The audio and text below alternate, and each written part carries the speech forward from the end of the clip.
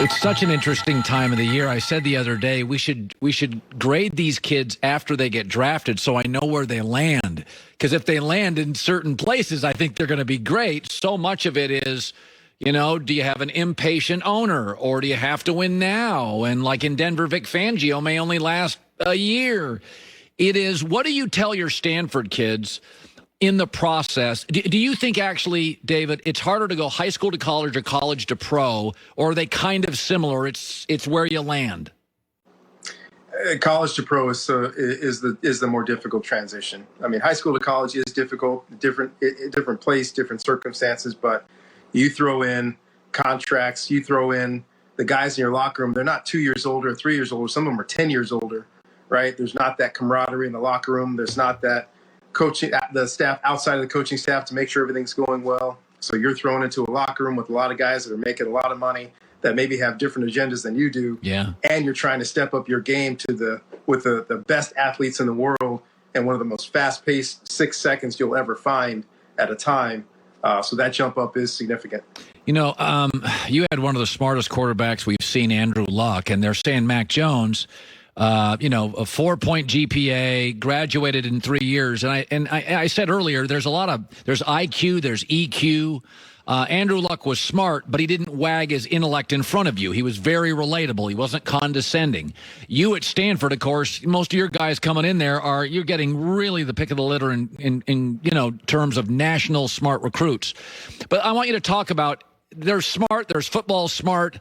How do you view it as somebody who has such a high standard? You get almost all really, really smart guys, but is there certain players that are just football smart off the charts? Absolutely. And as usual, I agree with a lot of what you say on this subject. The combination of IQ and EQ is huge. Your relatability, it's not just being smart, but it's also being able to adjust. Things happen during the course of the game. You can't just memorize everything. You have to be able to change on the fly.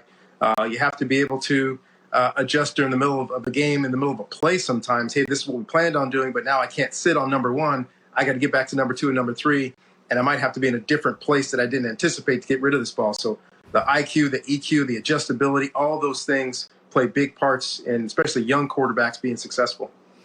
You develop players, and you've coached in the NFL, Baltimore, Philadelphia, the Ravens, the Eagles, the Raiders. We always think of, college coaches. You guys are in the development business. And in the NFL, we tend to, as like media, think, well, you're already refined. You don't need to develop. Just go make touchdowns and win games. And sometimes we forget a lot of these guys come from small schools where they didn't have David Shaw. They didn't have Urban Meyer. They didn't have. So when you were with your NFL teams, are some NFL teams simply not very good at development? That's just not what they do well.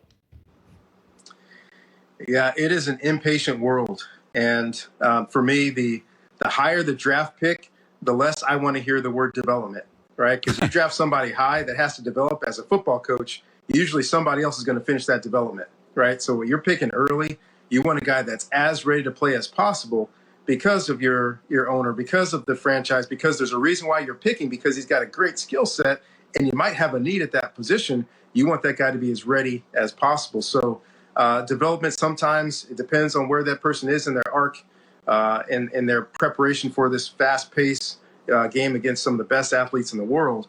The development, it has to be sooner than later. If it looks like a long development, most coaches will say, don't give me that guy because the clock is ticking on me anyway to whether I'm either going to get fired or get a contract extension. So give me the best player possible who's also the most ready to play.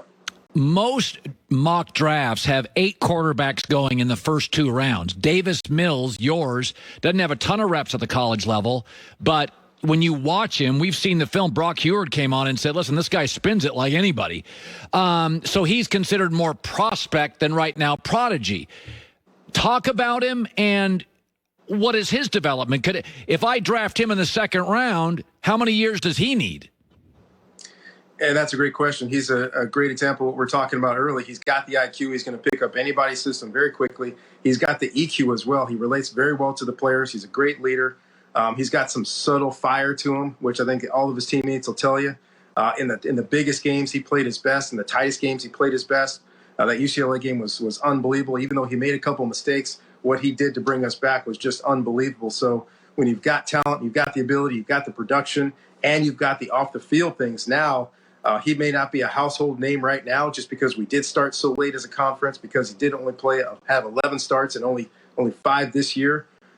But when you put the film on, just like you said, and you compare him to the other guys, his best plays are right up there with everybody else. So if he did come back, there's thoughts that he could be the number 1 quarterback in America. He could be a top 10 pick. So now, if you take a guy late in the first, early in the second, that a year from now is a top 10 player in the draft, now you're really cooking. So that's why his name is starting to valley around with a lot of different teams, and looking at if you've got a guy that maybe can start for a year and you bring this guy in your system and train him. This is not just a backup. This is an NFL starter with all the tools, arm strength, accuracy, athleticism, and then his intellect that you could look for. I want to ask you about a player that Stanford, you've seen him play, and you've done very well recruiting offensive linemen. So Penei Sewell is the kind of highest graded Pac-12 player. He's a mountain of a kid, but people say he's not physical. And during the commercial break, we talked about this, and I thought it was very educational. I said, Coach, everybody tells me he's big, but not physical. And your response was what? You know, a lot of it has to do with what they're asked to do. You don't see a lot of power schemes. You will see some, but not very many. It's inside zone, it's outside zone. So some people say it's finesse. It's still physical.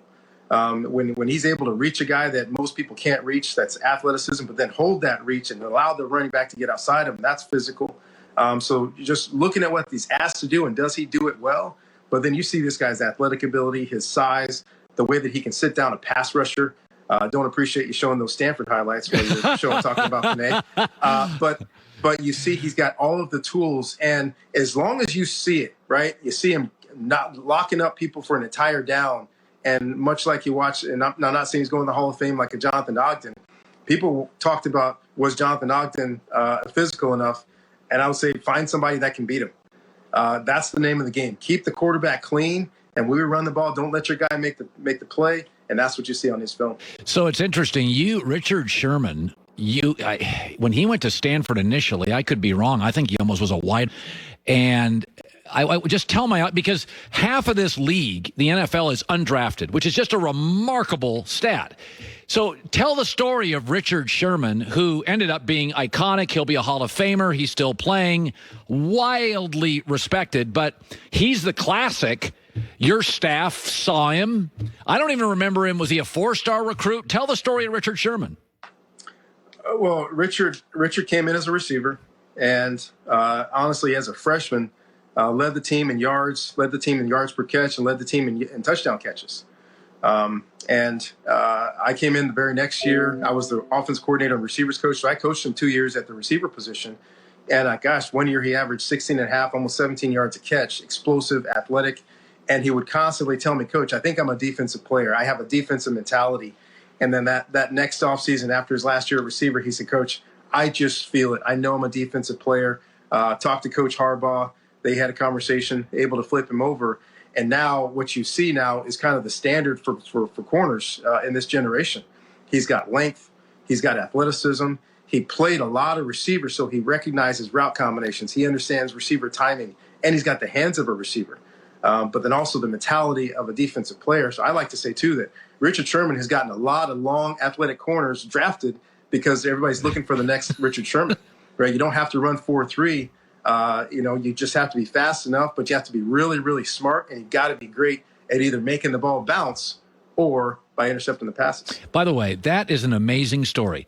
Richard Sherman, how confident do you have to be that you're going to get drafted as an offensive player? And by the way, those guys are making all the money back then, and say, no, I'm a defensive player. Boy, I don't know if I've ever heard that story before. That tells you a lot about Richard Sherman's kind of guile and intelligence. Well, he ended up at Stanford, so he's got to be pretty. Have you ever had a player like him?